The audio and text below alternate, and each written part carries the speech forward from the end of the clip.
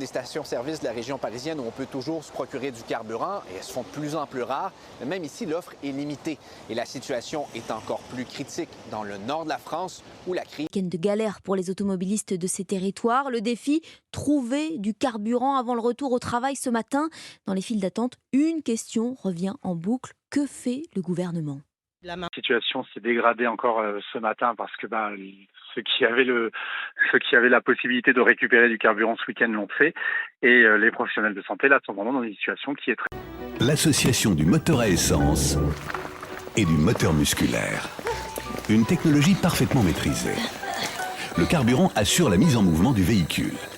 Puis, un licenciement déclenche une... Plus l'assurance chômage, on va en parler, mais tout d'abord, les stations-service, près d'1 sur 3, manque d'un carburant ce matin. Ça y est, on change de braquet.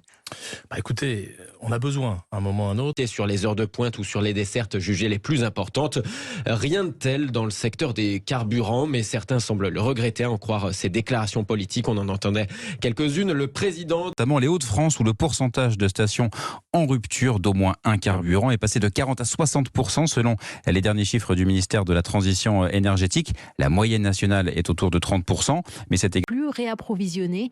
Une situation de plus en plus compliquée pour beaucoup de Français qui ont besoin de carburant pour travailler.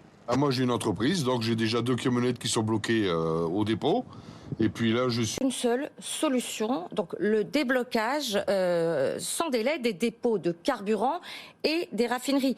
Tout en plaidant, vous l'imaginez, une solution, disons... Concerné par les blocages et qui, avec la proximité des ports, peut recevoir rapidement du carburant importé. Malgré tout, les difficultés ne concernent que 10% des stations. Et si vous habitez à Bordeaux, La Rochelle ou Rennes, eh bien... Que j'arrête pas de regarder l'application pour le carburant. Et je vois qu'il y a presque pas et des heures d'attente de 3 heures. Du coup, aujourd'hui... Dans les Bouches-du-Rhône, mais même au-delà, dans la région PACA, parce que vous manquez de carburant pour pouvoir aller travailler. Le personnel hospitalier, véhicules d'urgence pourrait même sortir.